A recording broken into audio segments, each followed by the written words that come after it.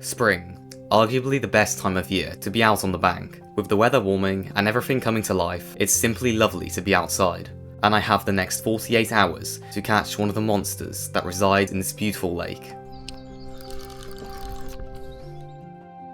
Well, I've just arrived at the lake. I've walked around, I've got all my gear set down in peg 4, I think, and yeah, everything's basically ready to go. To be honest, I was not planning to set up here, as only about a quarter of an hour ago, I was set up in peg 1, but as you can see right now, there's an angler bivvied up there, because immediately after getting all my gear set down in that peg, I flew the drone up, and realised about half the stock was in a bed of lily pads that I could not access. So I was thinking, I've got to get around here, you know, I've got to fish this peg, because all the other pegs at this point had been taken that you could fish the lily pads. So I, ran around, put my stuff down, and yeah, I've claimed the peg. I'm honestly super excited. There's about 60 carp to go out in a rather small lake. It's only about an acre. And yeah, there's carp to over 40 pounds. The two big ones, the big common, which is about 38 pounds, and the big mirror, which is I think low 40. They're both due to come out. They haven't come out in about half a year, so I've come at a good time to get a big one.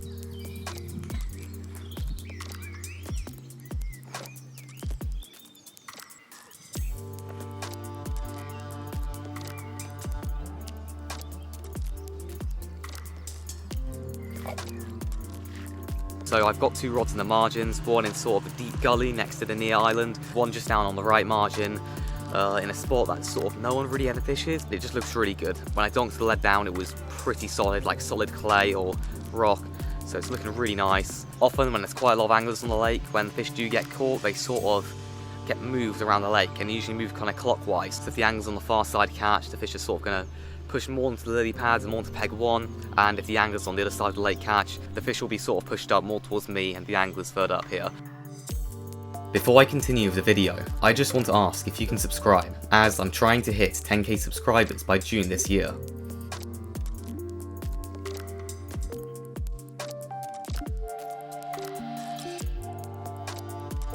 Well, since I've got all the rods out and basically all the other kits ready, I'm just kind of chilling here, to be honest. It's really nice being able to just relax. I've sort of got all like the scenic and cinematic shots that I need for now. And yeah, I mean, I've had a few liners. I've had 2 on my left-hand rod, and I've just had 1 on my right-hand rod. So both the margin rods, in fact. And the rod that's all the way to the lily pads where all the carp are feeding hasn't had a single bite. So I'm a bit worried. I mean, no one else fishing to the lily pads has had a bite, but I'm thinking of reeling in. I'm just scared my rig's not presented properly. Seeing that almost all the fish were in mid-water and not feeding on the bottom, I decided to get a zig out.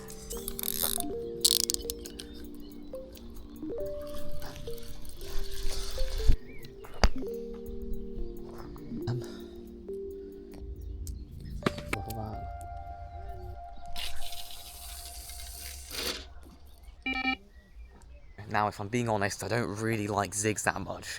They just aren't my favourite type of rig to catch carp on. I mean, it may be because I'm just generally not a super experienced angler, or just that I've never really used them. But yeah, I mean, I've got that one out perfectly, exactly how I wanted it. I've never cast so accurately, but I guess I was using a better lead and not PVA bag. But yeah, it's all set. Right, well, I just decided to get a second zig out because there's so many fish feeding on the top, and literally I think everyone's just had liners, which are probably just fish swimming through the line, in mid-water. So those 2 out. I mean, it might be a bit late as the sun is, as you can see, going down, but we've still got a couple hours, and zigs do work at night time, so I don't think I'm too late. I definitely acted accordingly to the situation. Over this year, I've struggled to find time just to relax. The constant rush and busyness of life had really taken its toll on me. So to be able to just sit back, relax, and enjoy this beautiful day on this mega lake was splendid.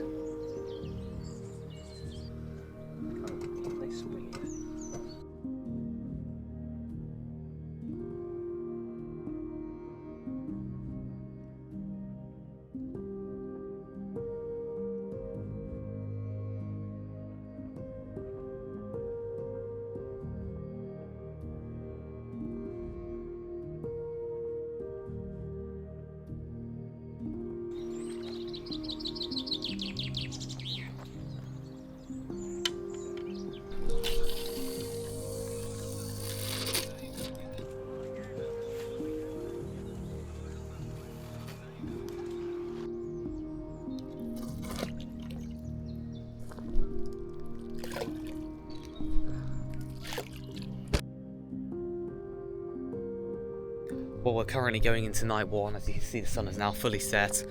And yeah, I mean, the lake's pretty silent. There have been fish jumping out.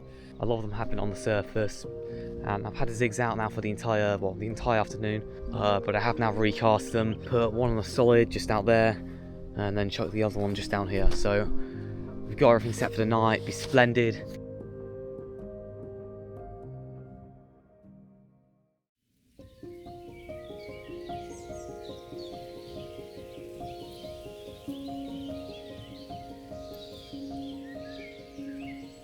Other than a few liners, the night was silent, the beautiful sunrise taking the pain of blanking away.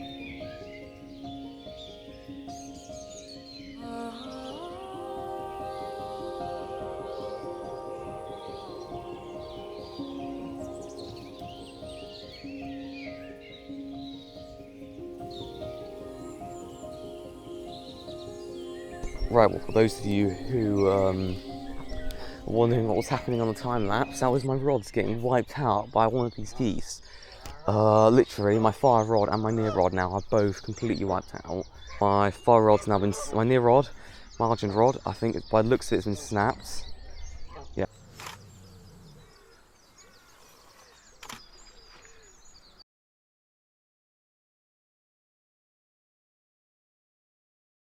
Soon after getting the rods reset, I did end up getting a run.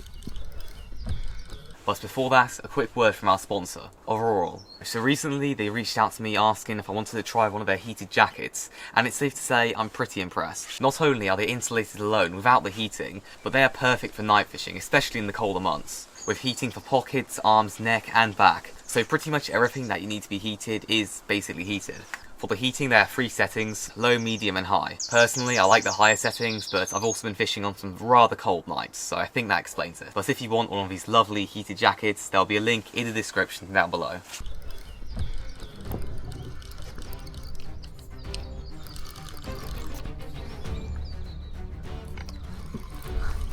Coming around the island.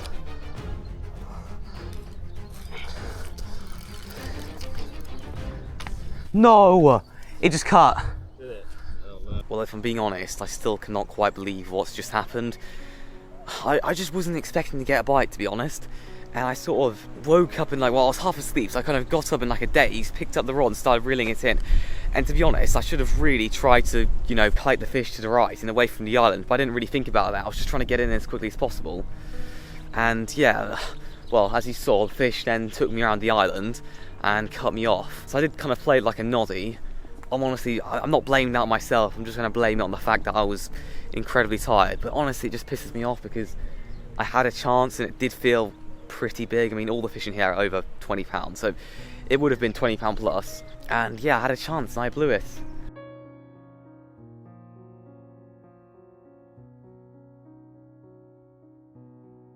Unfortunately, nothing else has happened other than that one bite, except for some weird sort of, I think it was a fish that swam through the line as basically my bobbin pulled up tight and then just dropped back. But when I reeled in, there was nothing, and then the line had sort of got tangled around the snag on the island, like it was a little like bush or something, a little like few branches that were under the water. When I brought it in, I not only had the rig that I'd like hooked, lost that carp on, but it's also the rig that I hooked the goose on. I'm genuinely really confused. I mean, they're both barbless hooks, so I'm not really surprised that they came out, but very weird stuff. Other than that, it is just a waiting game. This lake is mostly sort of a night and early morning bite venue, so I don't suppose we're going to get anything until maybe 9 o'clock. So yeah, we'll see. Hopefully, we'll get another bite. We've still got, a whole nother night and the morning to go, so there's definitely a chance we'll get something.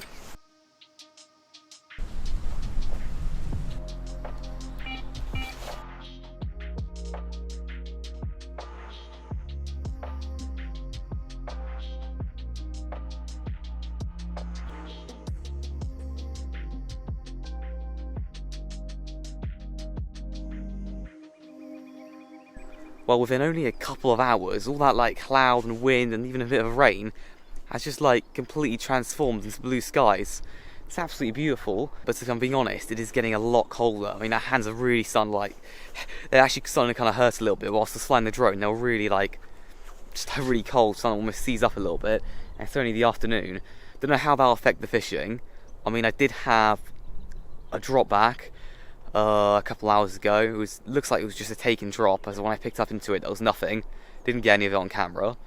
But otherwise, I must say I'm relatively confident. I mean, we haven't even got to bite time yet. I've had, well, my first, like, my only proper bite was in the morning, and this is again much more of like a nighttime venue. So I still feel pretty confident. But honestly, I'm glad I got this heated jacket. I mean, these pockets are going to keep me so warm tonight, especially if I have to be like replacing rigs and stuff. It's so insulated. I haven't even got the heating on or anything.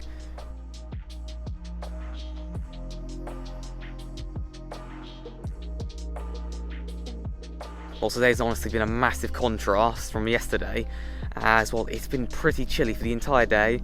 You know, the sun's only just come out, but you know, once it came out, it's got even chillier. You know, it's been highs of maybe 14 degrees, but it's going to go down now to like 4 degrees in the night, potentially less. It's going to get really cold. Honestly, I haven't come prepared, but my fingers, they're genuinely freezing. As I've already said, I don't know how this is going to affect the fishing. Hopefully get something by tomorrow, I'm not really sure. But yeah, I've currently got an Indian takeaway on the way, and yeah, just going to enjoy some warm food before getting to bed.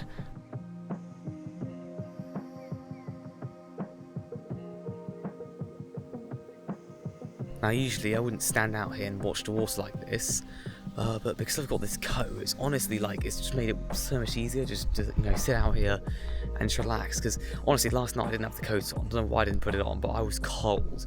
So I'm glad I got it today. Alright, I'm going to keep watching the water, see if anything shows. I don't think anything is going to show.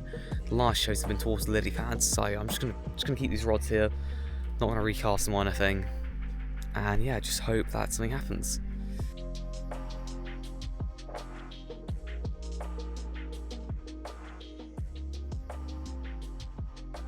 Although I didn't end up catching, it sort of sums up big carp fishing. Sometimes you can try everything, but it just doesn't come together. And other times, it all goes right. But what I do know is that I will return.